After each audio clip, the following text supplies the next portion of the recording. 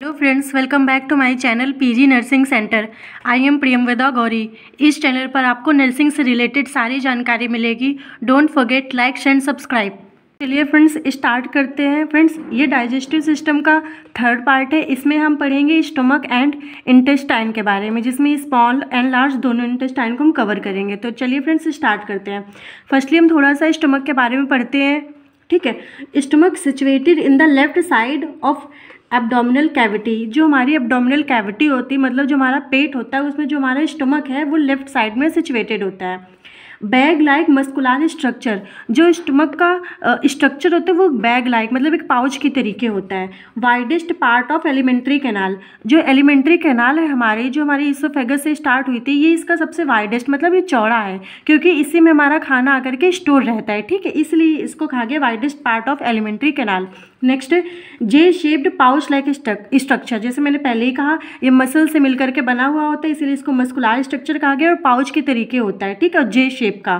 ठीक है, इसका जो डायमेंशन होता है वो 30x50 सेंटीमीटर होता है। ठीक है, रहता है ये छोटा सा है, लेकिन जो इसका पूरा डायमेंशन जब इसकी जो पूरी कैपेसिटी, जब इसमें खाना पूरा स्टोर हो जाता है, तो इसकी 30 से 50 तक ये मैक्सिमम फैल सकता है। कैपेसिटी 30 ml, जो 30 ml है यू स्टोर करने की इन्फेंट्स में, मतलब जो बच्चा है वो 30 ml से मतलब आगे पीछे हो सकता है, ये कि अप्रॉक्सीमेटली रेंज है।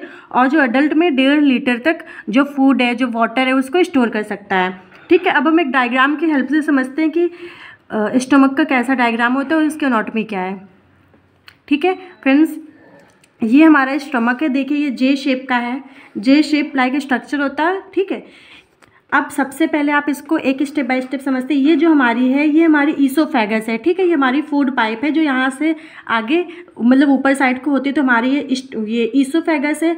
जो स्टमक होते हैं, इसके 4 पार्ट्स होते हैं। पहला होता है cardiac, fundus, body and pylorus. ये जो यहाँ पर एक स्टार्टिंग का जो कर्व्ड पार्ट होता है ना, इसी को कार्डियक कहते हैं। और ये जो ऐसे ऊपर साइड में होता है ना, इसको कार्डियक नोच कहते हैं। ठीक है, तो कार्डियक इसलिए क्योंकि यहाँ पे हमारा हार्ट सिचुएटेड होता है, इसीलिए इसको कार्डियक, क्योंकि यहाँ पे नैरो पोर्शन है, इसलिए इसको कार्डियक नोच कहा गया है और इस पार्ट को कार्डियक कहा गया है।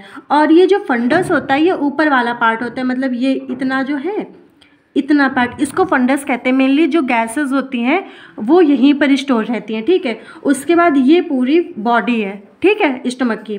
उसके बाद ये जो पोर्शन होता है, ये पाइलोरस होता है, और ये जो होती है, इसको पाइलोरिक कैनाल भी बोलते हैं, क्योंकि ये एक वो कैनाल टाइप का है, तो इसको पाइलोरिक कैनाल बोलते हैं और इस पार्ट को पाइलोरस बोलते हैं। उसके बाद ये आगे डिडनम, जो स्मॉल इंटेस्टाइन का पार्ट है, वहाँ से कनेक्ट हो जाता है। ठीक है, तो नॉर्मली ये हमारी स्टमक की एनाटॉमी है। फ्रेंड्स, जो स्टमक के पार्ट्स होते हैं, मेनली 4 पार्ट होते हैं, cardiac, fundus, body and pylorus. अब हम एक एक पार्ट को डिटेल में डिस्कस करेंगे। तो जो फर्स्ट पार्ट है वो है कार्डियक पार्ट। तो इसके बारे में हम समझते हैं। It is attached with lower end of the oesophagus. जैसे मैंने पहले ही डायग्राम में दिखा दिया है, जो कार्डियक पार्ट है ये ईसोफेगस के लोअर एंड से कनेक्टेड होता है। ठीक है, इसीलिए इसको कहा गया है कि ये जो कनेक्टेड होता है, ये ईसोफेगस के लोअर एंड से कनेक्टेड होता है। ठीक है, नेक्स्ट कार्डियक पार्ट है sphincter, called as cardiac sphincter. अब जहाँ से ये ईसोफेगस से कनेक्ट होता है, तो इस पार्ट को हम कह देते हैं कि ये वो कार्डियक पार्ट है। तो यहाँ पे एक स्पिंचर प्रेजेंट होता है, तो उसको बोलते हैं कार्डियक स्पिंचर, ताकि जो खाने का बैक फ्लो ना हो। स्पिंचर का मेनली काम ही होता है बैक फ्लो को प्रिवेंट करना। ठीक है, नेक्स्ट है this sphincter helps in the prevention of back flow. देखिए, इसमें लिखा भी हुआ है कि जो ये कार्डियक स्पिंचर का काम होता है, ये बैक फ्लो को रोकता है। कि जैसे ईसोफेगस से खाना आ गया हमारे पेट में, तो दोबारा पेट से ईसोफेगस में ना जाए, of food into the oesophagus. ठीक है, if it will not work properly, अगर जो हमारा स्पिंचर ये प्रॉपरली वर्क नहीं करता है, then heartburn and pyrosis will arise. इसका मतलब ये है कि अगर जो हमारा स्पिंचर है, अब जैसे हम डायग्राम में फिर से आ जाते हैं, अगर जो हमारा स्पिंचर है ये प्रॉपरली वर्क नहीं करेगा, तो खाना ऐसे वापस चला जाएगा। तो जैसे आपको कभी कभी जैसे वॉमिटिंग होती है, तो उल्टी होते समय तो ये स्पिंचर खुल जाता होगा, तभी तो खाना ऐसे वापस जाता है, तो आपको सीने में जलन भी होने लगती है। आपने ऐसा फील किया होगा, अगर रिगरेशन होता है, मतलब खाना ज़्यादा आप खा लेते हैं या कभी कभी ज़्यादा स्टोर कर लेते हैं फूड, मतलब पेट में ज़्यादा देर रह जाता है और उसके बाद अच्छे से डाइजेस्ट नहीं होता, तो आपको सीने में जलन टाइप की होने लगती है, हार्ट बर्न होने लगता है। इसीलिए उसको कहा गया है कि एक डिजीज़ को भी कॉज करता है। Then heartburn and pyrosis will arise. Okay, next part है हमारा फंडस। अब हम इसके बारे में पढ़ते हैं। Fundus is formed in the upper curved part of the stomach. जो हमारा फंडस है, ये जो स्टमक होता है, ये इसका अपर पार्ट होता है। जैसे मैंने अभी डायग्राम में बताया था, मैं यहाँ पे फिर से ड्रॉ कर देती हूँ। ये जो पार्ट होता है हमारा, ये होता है फंडस, ठीक है, अपर पार्ट है। It is rounded gas filled. इसमें हमारे गैसेज मेनली फिल्ड होती हैं। Gas filled portion secrete so many enzymes present over here. और इसी में हमारा जो HCl होते हैं वो भी यहीं से सिक्रीट होता है। जो एंजाइम्स होते हैं जो हमारे खाने को डाइजेस्ट करते हैं वो भी सब यहीं पर स्टोर होते हैं, यहीं से वो सिक्रीट होते हैं। तो मेनली फंडस इसीलिए होता है जो ये स्टोर करता है एंजाइम्स को, HCl को, गैसेस को, ठीक है। तो ये हमने फंडस पढ़ लिया और अभी हमने कार्डियक पार्ट कवर किया है। नेक्स्ट है body. It is large central portion inferior to fundus. ये जो बॉडी होता है ये उसकी मतलब कि फंडस के नीचे होता है और ये सबसे बड़ा पोर्शन होता है हमारे स्टमक का, ठीक है। उसके बाद आता है pylorus. This area connect the stomach to the duodenum. जो पाइलोरस है ये सबसे लास्ट पार्ट होता है, तो ये इसीलिए ये डुडेनम से कनेक्ट करता है स्टमक को। At the end of the pylorus pyloric sphincter is present. जो पाइलोरस का सबसे लास्ट पार्ट है और जहाँ से डुडेनम से कनेक्ट होता है वहीं पर एक स्पिंचर प्रेजेंट होता है जिसको बोलते हैं पाइलोरिक स्पिंचर। तो अभी हमने दो इसमें स्पिंचर पढ़े। कार्डियक के पास प्रेजेंट था कार्डियक स्पिंचर और पाइलोरस के पास प्रेजेंट हमारा पाइलोरिक स्पिंचर, ठीक है। Empty has numerous longitudinal folds called as rugae. अब यहाँ पर रूगे प्रेजेंट होते हैं। रूगे मैंने अभी पिछली वीडियो में बताया था रूगे क्या होते हैं। रूगे एक फोल्ड टाइप के होते हैं, ऐसे फोल्ड स्किन फोल्ड्स बने हुए होते हैं और वो खाने को स्टोर करने में स्पेस ऑक्यूपाई करते हैं। जैसे अभी वो ऐसे रहते हैं और उसके बाद जब खाना आता है तो वैसे फैल जाते हैं। रूगे का मेनली यही काम होता है कि मतलब ऐसे रहते हैं, फोल्ड्स रहते हैं, वो उनको फोल्ड ही बोला जाता है। ऐसे फोल्ड रहते हैं लेकिन जब खाना आता है, जब ज़्यादा जगह वो कवर करता है तो ऐसे खुल जाते हैं, ठीक है। तो मेनली रूगे उन्हीं को कहते हैं, फोल्ड्स को कहते हैं। जो स्टमक के फोल्ड्स होते हैं उनको रूगे कहते हैं। Stomach is covered by peritoneum made up of fat tissue and lymph tissue. It is also called omentum. जो हमारा स्टमक होता है वो पेरिटोनियम मेम्ब्रेन से कवर्ड रहता है, ठीक है। Peritoneum made up of the fat tissue. जो हमारी पेरिटोनियम मेम्ब्रेन होती है ये फैट टिश्यू से मिलकर के बनी होती है। एंड लिम्फ टिश्यू मतलब कि मेनली कि इसमें WBCs प्रेजेंट होते हैं, लिम्फ नोड्स वगैरह प्रेजेंट होती है, ठीक है। और जिसको ओमेंटम भी कहते हैं, मतलब इस कवरिंग को ओमेंटम कहते हैं। और ओमेंटम कुछ नहीं, बस जो पेरिटोनियम मेम्ब्रेन है जो फैट टिश्यूज से मिलकर के बनी हुई है और लिम्फ टिश्यूज से मिलकर के बनी हुई है उसको कहते हैं omentum. The medial and lateral borders of stomach are curved known as lesser and greater curvature. अब मैं इस पॉइंट को यहाँ पे क्लियर कर दूँ। ये हमारा डायग्राम है, इसमें ये जो इधर साइड का सकरा हुआ पार्ट है इसको बोलते हैं लेसर कर्वेचर। मैं यहाँ पे लिख देती हूँ। ये जो है इसको बोलते हैं लेसर कर्वेचर और ये जो इधर साइड का ये होता है हमारा ग्रेटर कर्वेचर।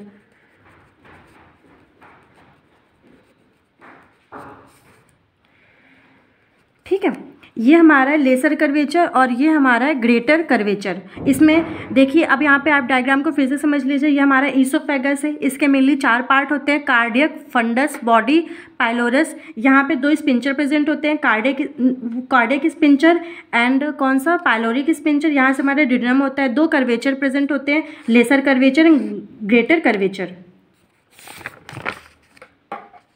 नेक्स्ट यहाँ पे मैंने लिखा हुआ है एक चीज़ होती है, इसमें अभी यूज़ भी होगी। काइम किसको कहते हैं? जब हमारा जो चर्न फूड है जब गैस्ट्रिक जूस से मिल जाता है तो काइम हो जाता है। मतलब कि ये जो खाना जब इसमें आता है और यहाँ पे हमारा गैस्ट्रिक जूस है वो खाने में मिल जाता है तो उसको बोलते कि काइम आगे पास आउट हो रहा है। तब हम ये नहीं बोलते कि हमारा खाना आगे जा रहा है, हम बोलते हैं काइम आगे जा रहा है। तो काइम क्या है? काइम वो है हमारा जो चर्न फूड होता है, मतलब हमारे चबाए हुए खाने में जब गैस्ट्रिक जूस मिल जाता है उसको काइम बोलते हैं। ओके, और उसके बाद जो चिव्ड फूड प्लस सलाइवा उसको बोलस बोलते हैं। और जब जो हमारा चिव्ड फूड मतलब जो हमारा चबाया हुआ खाना है और जब उसमें सलाइवा मिक्स हो जाता है तो उसको बोलस बोलते हैं, जो हमारे ईसोफेगस से आते हैं। क्योंकि देखिए हमारे मुंह में ही सलाइवा प्रेजेंट होता है तो हमने खाना जब खाते हैं तो वो छोटे छोटे पार्टिकल्स में ब्रेक डाउन हो जाता है। तो जब उसमें खाने में हमारा सलाइवा मिक्स हो जाता है तो वो बोलस बन जाता है। फिर बोलस हमारा ईसोफेगस में आता है। ईसोफेगस के बाद जब स्टमक में आता है स्टमक में हमारा बोलस आता है। जब वहाँ पर उस बोलस में मतलब उस चबाए हुए खाने में HCl मिक्स हो जाता है, मतलब जो गैस्ट्रिक जूस होता है वो जब मिक्स हो जाता है तो वो काइम बन जाता है, फिर काइम ही हमारा डुडेनम में और स्मॉल इंटेस्टाइन में जाता है। आई होप कि आपको ये जो डिफरेंस है वो समझ में आ गया होगा। मेनली स्टमक में हम लोगों ने इतना कवर कर लिया, उसकी एनाटॉमी पढ़ ली, और आगे अब हम बढ़ते हैं कि अब हमको पढ़ना है क्या, स्मॉल इंटेस्टाइन है, लार्ज इंटेस्टाइन पढ़ना है। ठीक है, तो मेनली यही स्टमक में है कि इसके पार्ट्स क्या हैं, क्या कर्वेचर हैं, मतलब 2 इसके कर्वेचर हैं, पार्ट्स हैं, और स्फिंक्टर कौन कौन से हैं, यही मेनली इसमें पूछा जाता है। ठीक है, अब हम पढ़ते हैं स्मॉल इंटेस्टाइन। ठीक है, अब आप ये इस डायग्राम को देखिए, ये सांप या नागिन नहीं है, ये हमारी स्मॉल इंटेस्टाइन है। ठीक है, ये 3 पार्ट्स में डिवाइड होती है। जो ऊपर साइड ये जो पार्ट होता है, अभी हमने इसको ड्यूडेनम में पढ़ा कि ये हमारे स्टमक से कनेक्ट होता है, ये हमारा ड्यूडेनम होता है। ये मैंने कलर से अलग अलग कर दिया ताकि अच्छे से समझ में आए। ये ड्यूडेनम है, जो ग्रीन वाला है ये जिजनम है, और जो लास्ट वाला है ये इलियम है। ठीक है, और ये हमारा स्टमक है। स्टमक से हमारा ड्यूडेनम कनेक्ट होता है, फिर हमारा जिजनम आता है, फिर इलियम आता है। अब हम इसको एक एक करके पढ़ते हैं। ठीक है, अब हम पहले समझ लेते हैं इसका नॉर्मली एक आइडिया ले लेते हैं कि स्मॉल इंटेस्टाइन, जो स्मॉल इंटेस्टाइन की लेंथ होती है वो 6 से 9 मीटर की होती है। अब ये हमारी हाइट के ऊपर डिपेंड करती है। अगर किसी की हाइट ज़्यादा है तो उसकी जो स्मॉल इंटेस्टाइन है वो बड़ी हो सकती है, अगर किसी की हाइट कम है तो उसकी कम हो जाएगी, मतलब ये एक रेंज दी गई है। ठीक है, it is divided into 3 parts. ये 3 पार्ट में मेनली डिवाइड होती है, ड्यूडेनम, जिजनम, इलियम। अब हम एक एक पार्ट को समझते हैं। ड्यूडेनम को हम पढ़ते हैं, it is the proximal part of the small intestine. जो स्मॉल इंटेस्टाइन का प्रॉक्सिमल पार्ट होता है, मतलब कि एक पार्ट होता है, इसकी जो लेंथ होती है वो 10 इंच होती है। ठीक है, it is the shortest and widest part of the small intestine. जो ड्यूडेनम होता है वो स्मॉल इंटेस्टाइन का छोटा पार्ट होता है और चौड़ा होता है। जैसे मैंने पहले ही आपको डायग्राम में दिखा दिया है, एक बार मैं फिर से दिखा देती हूँ। ये देखिए, ये इसका सबसे शॉर्टेस्ट है। देखिए, इन तीनों में ड्यूडेनम, जिजनम, इलियम में सबसे छोटा हमारा ये होता है, और ये थोड़ा सा वाइडेस्ट होता है। वाइडेस्ट इसलिए होता है चौड़ा, क्योंकि यहाँ से हमारा काइम आ रहा होता है। काइम का मतलब अभी मैंने समझा दिया था काइम क्या है, तो काइम आ रहा होता है, अभी इसलिए यहाँ पे खाना आ रहा है, इसलिए यहाँ से थोड़ा सा ये चौड़ा हुआ होता है, फिर आगे ये पतला हो जाता है। ठीक है, क्योंकि ये खाने को रिसीव करता है, इसलिए इसका थोड़ा सा जो वो होता है मुँह, वो थोड़ा सा चौड़ा होता है। ठीक है, it is the shortest and widest part of the small intestine. Next है, structure is like English word C और यू। जो इसका स्ट्रक्चर होता है वो सी, जैसे यहाँ पे मैं नीचे डायग्राम में दिखा रही है, जो इसका स्ट्रक्चर होता है वो सी शेप का होता है। आप इसको यू भी कह सकते हो और सी भी कह सकते हैं। ठीक है, it receives food from the pyloric and. अब जैसे यहाँ पे लिखा हुआ है इट रिसीव्स फूड, मतलब ये खाने को रिसीव करता है कहाँ से, पाइलोरिक एंड से। ठीक है, ऑफ द स्टमक, जो स्टमक का लास्ट पार्ट होता है पाइलोरस, वहाँ के वो एंड से हमारा जो फूड है उसको रिसीव करता है। And bile and pancreatic juice through the opening called ampoule of water. इसमें पॉइंट को समझा देती हूँ, यहाँ पे आप देख लीजिए इस डायग्राम में। ठीक है, ये हमारा ड्यूडेनम है। ठीक है, ये हमारा यहाँ से काइम आ रहा है। काइम क्या है, हमारा चर्न फूड है, प्लस इसमें हमारा गैस्ट्रिक जूस मिला हुआ है। ठीक है, उसके बाद ये यहाँ से हमारी बाइल डक्ट आ रही होती है। ठीक है, जो बाइल डक्ट कहाँ से आ रही होती है, हमारी लीवर से। लीवर से ये बाइल डक्ट आ रही है, और ये हमारी यहाँ पे हमारा पैनक्रियाज है। तो ठीक है, ये हमारी पैनक्रियाटिक डक्ट आ रही है। ये बाइल डक्ट आ रही है लीवर से, यहाँ पे पैनक्रियाटिक डक्ट आ रही है पैनक्रियाज से। ये जब दोनों मिक्स, मतलब ये जब दोनों मिल जाती हैं, इसको बोलते हैं hepatopancreatic duct. Hepatopancreatic duct का मतलब कि bile duct plus pancreatic duct. Hepatopancreatic duct आ जाती है जब दोनों कंबाइन होकर के यहाँ पे जब इसकी ड्यूडेनम में ओपनिंग होती है, इस ओपनिंग को बोलते हैं एम्पुला ऑफ वाटर। ठीक है, और ये कुछ नहीं है, बस आप इसको ध्यान से समझ लीजिए। हमारा काइम आ रहा है, ये जो ओपनिंग है इसको बोलते हैं ampoule of water. Bile duct और पैनक्रियाटिक डक्ट आ रही होती है रिस्पेक्टिवली लीवर से एंड पैनक्रियाज से, और ये दोनों बनाती है हिपैटो पैनक्रियाटिक डक्ट। ठीक है, ये यहीं पर लिखा हुआ है, देखिए। And bile and pancreatic juice through the opening, जो हमारा बाइल है और जो पैनक्रियाटिक जूस कहाँ से आ रहा है, बाइल हमारा बाइल डक्ट से आ रहा है, और पैनक्रियाटिक जूस हमारा पैनक्रियाज से आ रहा है, और किस ओपनिंग में खुलता है, एम्पुल ऑफ वाटर। ठीक है, the wall of the duodenum secrete so many enzymes. जो हमारे ड्यूडेनम की वॉल होती है, मतलब जो उसकी दीवार होती है, वो बहुत सारे एंजाइम्स को सिक्रीट करती है। Brunner's gland is found in the duodenum. जो ब्रेनर्स ग्लैंड है ये हमारी ड्यूडेनम में फाउंड होती है। ब्रेनर्स ग्लैंड मेनली म्यूकस को सिक्रीट करती है, वाटरी फ्लूइड होता है। ठीक है, और कुछ नहीं होता है। ठीक है, तो ब्रेनर्स ग्लैंड जो होती है वो ड्यूडेनम में मेनली प्रेजेंट हुई होती है, और इसी में हमारे बहुत सारे एंजाइम्स भी होते हैं, वो भी सिक्रेट होते हैं। नेक्स्ट है हमारा जिजनम। इसकी जो लेंथ होती है वो 2.5 मीटर होती है। मेन साइट ऑफ डाइजेशन, जो डाइजेशन का मेन साइट होता है वो स्मॉल इंटेस्टाइन के इसी पार्ट में होता है। अगर आपसे कोई भी पूछता है कि ऑल ओवर हमारा जो फूड है उसका डाइजेशन कहाँ होता है, तो ऐसे हम बोल सकते हैं स्मॉल इंटेस्टाइन में। लेकिन अगर स्पेसिफिक पूछा जाएगा स्मॉल इंटेस्टाइन के किस पार्ट में, तो जिजोनम पार्ट में हमारा मेन डाइजेशन होता है। It is covered through finger like projection called villi and microvilli. जो इसमें जो जिजनम में जो इसकी लेयर होती है वो माइक्रोस्कोपिक फिंगर लाइक प्रोजेक्शन को फाउंड करती है। अब मैं यहाँ पे आपको समझा देती हूँ। देखिए ये हमारी लेयर है, मस्कुलैरिस है, सब म्यूकोसा है, म्यूकोसा जो अभी मैं बोल रही थी वो यही है। जो म्यूकोसा लेयर है इसमें हमारे इस तरीके के फिंगर लाइक स्ट्रक्चर बने होते हैं। ठीक है, यहाँ पे ध्यान से देखिएगा, ये फिंगर लाइक स्ट्रक्चर है, इनको विलाई बोलते हैं। ठीक है, ये हमारे ये जो बड़े बड़े हैं ये विलाई हैं, और इन्हीं विलाई में ही हमारे छोटे छोटे भी ऐसे ऐसे ऐसे ऐसे प्रेजेंट होते हैं, इनको माइक्रोविलाई कहते हैं।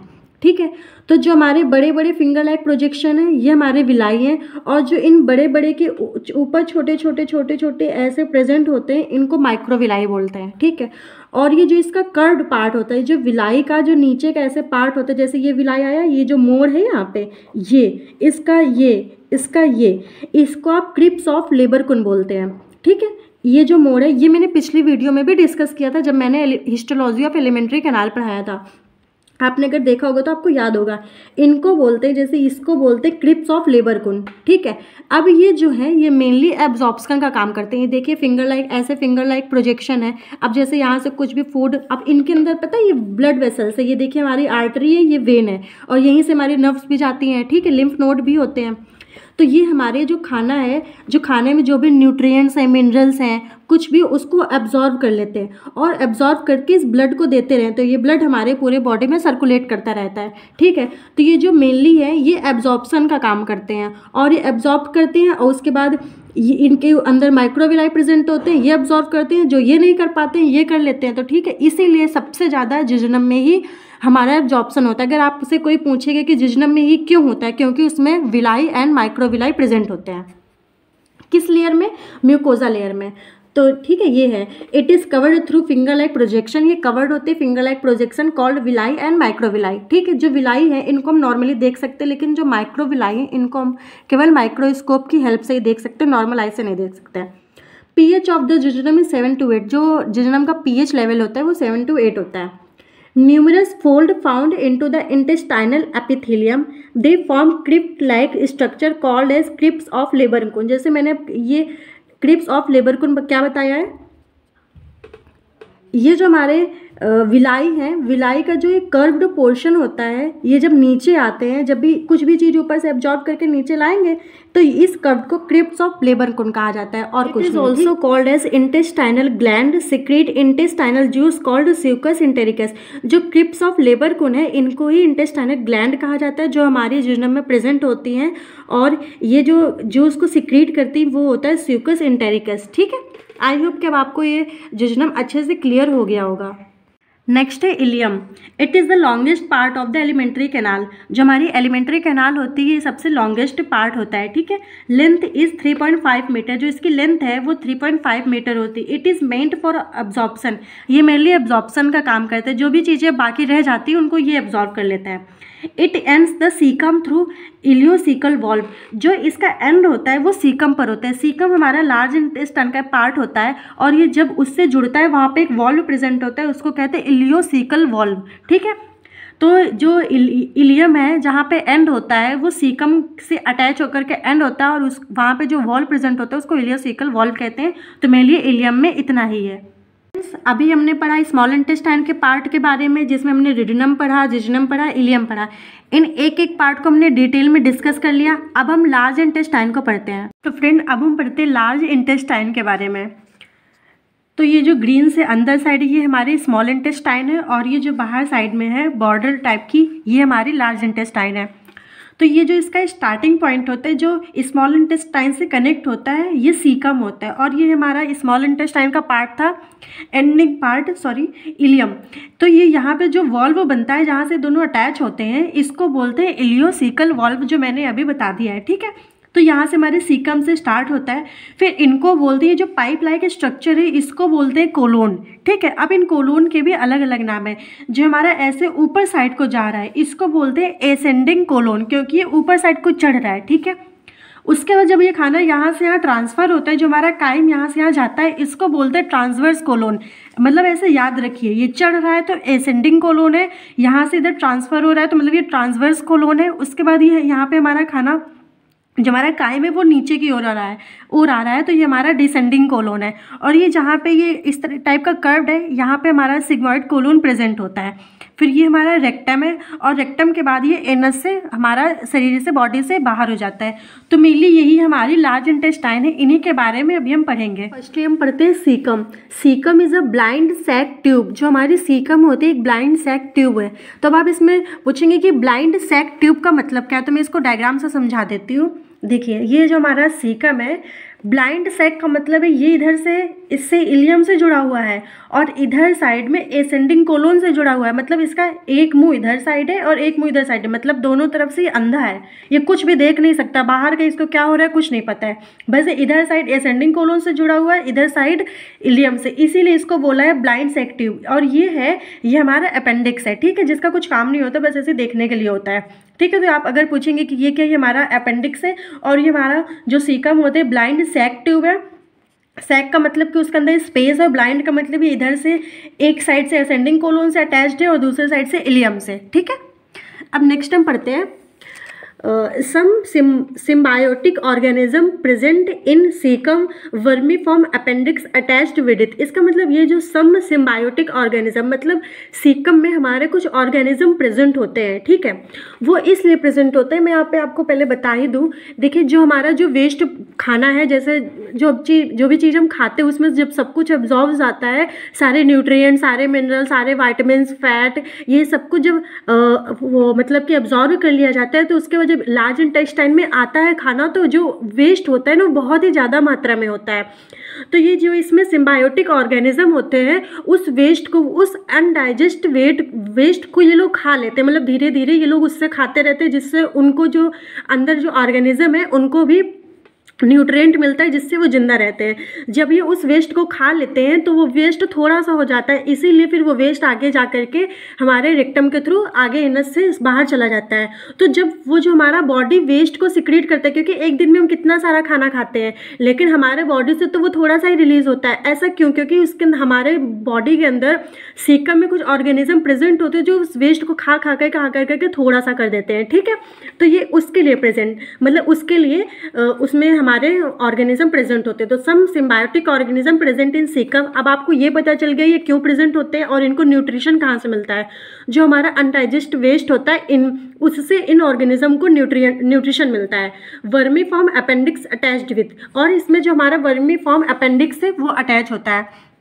तो मेनली ये जो अपेंडिक्स है, ये हमारा जो वर्मी फॉर्म अपेंडिक्स है, ये मेनली जब आज से काफ़ी साल पहले, मतलब जब हम लोग सब कुछ खाया करते थे, जब हम लोग में आदिवासी टाइप का ज़माना था, तब जब हम लोग पेड़ पौधों को खा लेते हैं, खाना पका करके नहीं खाते थे, तो ये जो अपेंडिक्स है ये मेनली इसमें WBCs प्रेजेंट होते थे, जो सेल्यूलोज को पचाने में, जैसे क्योंकि हम लोग अगर हरी पत्ती कुछ भी खा लेते थे तो मेनली पेड़ में सेल्यूलोज होता है, तो ये अपेंडिक्स था, ये सेल्यूलोज को पचाने में या डाइजेस्ट करने में हेल्प करता था। और कुछ WBCs भी होते थे जो इन्फेक्शन को किल कर देते थे।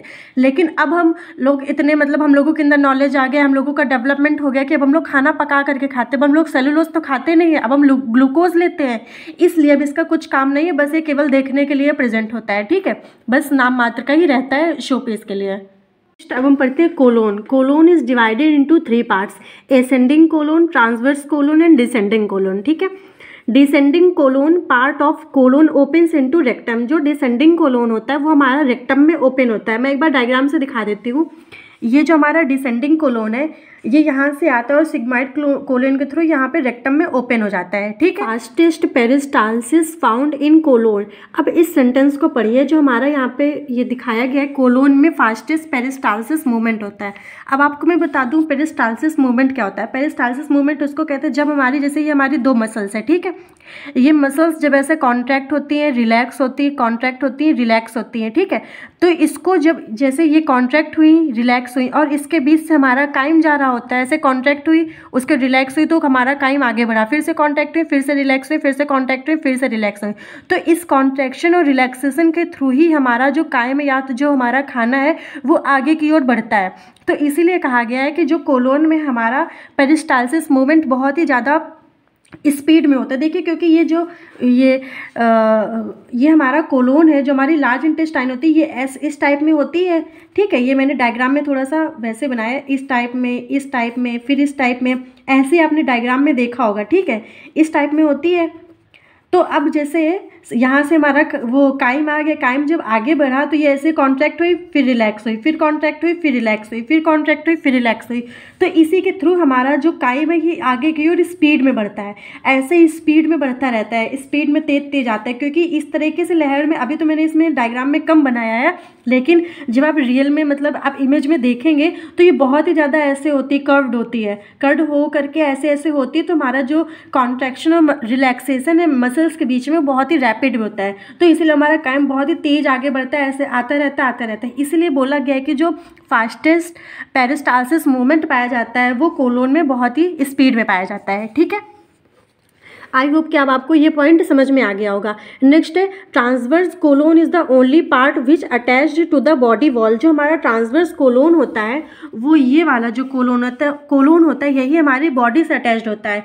ये ट्रांसवर्स कोलोन ही हमारी बॉडी से अटैच्ड होता है, बाकी ये जो है ये बीच में ही हैंग करता रहता है। ठीक है, मतलब ना आगे साइड से ना पीछे साइड से नहीं होता है, मतलब कि बॉडी से अटैच नहीं करता है। लेकिन जो ट्रांसवर्स कोलोन है यही हमारी बॉडी की जो वॉल होती है वहाँ से अटैच्ड होता है। नेक्स्ट यहाँ पे एक सेंटेंस लिखा हुआ है, colon has sac like haustra. Colon has sac like haustra. अब आप पूछेंगे हॉस्ट्रा क्या होता है, मैं आपको फिर से इसी डायग्राम में बता दूं। ये जो हमारा डायग्राम है, अब ये देखिएगा, ये यहाँ पे ऐसे हुआ, ऐसे, फिर ऐसे, फिर ऐसे, फिर ऐसे, फिर ऐसे, फिर ऐसे, ऐसे ऐसे, ये जो बबल टाइप का बन रहा है आप देख रहे होंगे, ये ऐसे बबल बन रहा है, ऐसे ऐसे। इस बबल को, इसको कहते हैं, जो ऐसे ऐसे बबल बन रहा है इसको कहते हैं हॉस्ट्रा। ठीक है, और कुछ हॉस्ट्रा नहीं, बस ये बबल को, इस बबल जो बन रहा है इसको हॉस्ट्रा कहते हैं। अब यहाँ पे ये ऐसे, फिर ऐसे, फिर ऐसे, फिर ऐसे, फिर ऐसे, इन बबल को हॉस्ट्रा कहते हैं। ठीक है, और ये हमारे हॉस्ट्रा लार्ज इंटेस्टाइन में ही ज़्यादा पाए जाते हैं, इस टाइप के होते हैं। अगर आपने लार्ज इंटेस्टाइन देखा होगा तो इसी टाइप के होता है। तो ये जो ऊपर हो रहा है फिर डाउन हो रहा है, ऊपर हो रहा है फिर डाउन हो रहा है, फिर ऊपर हो रहा है फिर डाउन हो रहा है, इसको बोलते हैं हॉस्ट्रा। और ये सैक लाइक होता है, मतलब इसके बीच में स्पेस, अब देखिए ना, इसके बीच में स्पेस है, इसके बीच में स्पेस है, इसके बीच में स्पेस है, इसके बीच में स्पेस है। इसी को बोला जाता है कि कोलोन हैज़, मतलब कोलोन के अंदर इस तरीके के हॉस्ट्रा प्रेजेंट होते हैं। ठीक है, तो अभी हमने कोलोन पढ़ लिया, अब हम पढ़ते हैं rectum. Last part of elementary canal, जो रेक्टम होता है ये हमारी एलिमेंट्री कैनाल का लास्ट पार्ट होता है। Storage site for faecal matter, जो हमारा फीकल मैटर है, वो जो हमारा बॉडी का वेस्ट है वो यहीं पर स्टोर होता है। ठीक है, no significant digestion found into the rectum. Rectum में कोई भी डाइजेशन नहीं होता है, मेनली डाइजेशन स्मॉल इंटेस्टाइन में होता है, लेकिन अगर वहाँ से कुछ भी बच जाता है तो फिर लार्ज इंटेस्टाइन में हो जाता है, लेकिन रेक्टम में कोई भी डाइजेशन नहीं होता है। Slowest peristalsis found over here, और रेक्टम में स्लोएस्ट पेरिस्टाल्सिस मूवमेंट पाया जाता है, मतलब सबसे ज़्यादा हमारा कोलोन में होता है पेरिस्टाल्सिस मूवमेंट, और रेक्टम में बहुत ही धीमा पाया जाता है। ठीक है, आई होप कि आपको ये अच्छे से समझ में आ गया होगा।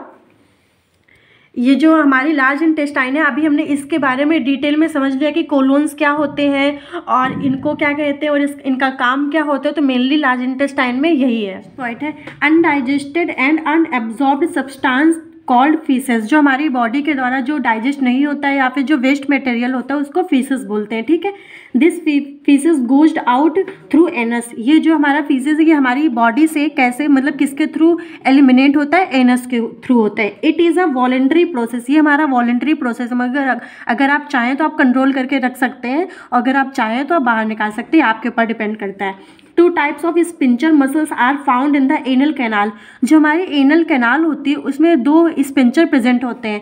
जो इंटरनल स्पिंचर होता है, internal anal canal sphincter involuntary होता है, और external anal canal sphincter voluntary होता है। मतलब कि जो रेक्टम के पास एक स्पिंचर होता है एनल कैनाल में, वो इनवॉलेंट्री, मतलब वहाँ पर हमारा जो फीसेस है वो आके स्टोर हो जाता है, लेकिन जो वो अपने आप ही खुल जाएगा, वहाँ पे स्टोर हो जाएगा। लेकिन जो एक्सटर्नल स्पिंचर है, जहाँ से बिल्कुल हमारी बॉडी से एलिमिनेट होता है, वो वॉलंटरी होता है, मतलब वो हमारी इच्छा के अनुसार खुलता है। मगर अगर आप चाहेंगे उसको ओपन करना तो वो ओपन होगा, अगर आप नहीं चाहेंगे तो नहीं होगा। ये मेनली हमारे दो स्पिंचर प्रेजेंट होता है बिल्कुल हमारी बॉडी के लास्ट में, जहाँ से हमारा जो फीसेस है वो एलिमिनेट होता है। अब हम लास्ट में पढ़ते हैं कंपोजिशन ऑफ फीसेस। ये थोड़ा सा गंदा वाला पोर्सन है, लेकिन अब हमको तो पढ़ना पड़ेगा क्योंकि अब हमारे सिलेबस में, इसलिए हमको पढ़ना ही पड़ेगा। ठीक है, तो आप नाक बंद करके आंखें खोल करके इसको पढ़ लीजिए। ठीक है, जो मेनली इसकी क्वांटिटी होता है वो 150 ग्राम पर डे, मतलब हमारी बॉडी से जितना भी वेस्ट बाहर किया जाता है वो 150 ग्राम पर डे होता है। ठीक है, लेकिन देखिए आप यहाँ पे एक बात नोटिस कीजिए, जितना हम खाते हैं वो तो बहुत ही ज़्यादा मात्रा में खा लेते हैं, पूरा हमारा पेट फूल जाता है। तो जो सीकम में, जहाँ पे अभी मैंने बताया सीकम में जो वो माइक्रो ऑर्गेनिज्म प्रेजेंट होते हैं, वो उस खाने को, मतलब उस अनडाइजेस्ट वेस्ट को खा खा करके कम कर देते हैं, जिससे हमारा इतना ही वेस्ट इस बॉडी से रिलीज होता है। वरना अगर जितना खाते पूरा रिलीज हो तो आपको 2 घंटे तक तो बाथरूम में बैठना पड़ जाएगा। इसलिए ठीक है, इतना ही अप्रॉक्सीमेटली इतना ही रिलीज होता है। जो इसका pH होता है वो 6.5 होता है हमारे फीसेस का। इसका जो कलर होता है ऑफ फ्रेश स्टूल, जो फ्रेश स्टूल का कलर होता है वो येलो होता है ड्यू टू प्रेजेंस ऑफ स्टर्कोबिलिनोजन। ठीक है, ये ऐसे एक केमिकल है। और ठीक है, तो जो फ्रेश स्टूल का कलर होता है वो येलो कलर होता है, और किसके कारण वो येलो कलर होता है? स्टर्कोबिलिनोजन। ठीक है, अब मैं इसको अच्छे से बताऊंगी कि स्टर्कोबिलिनोजन क्या होता है। ठीक है, it is the break down production of bilirubin. ये जो स्टर्कोबिलिनोजन है ये बिलिरुबिन का ब्रेक डाउन पोर्शन है, मतलब कि जब बिलिरुबिन ब्रेक डाउन हो जाता है तो वो स्टर्कोबिलिनोजन फॉर्म करता है।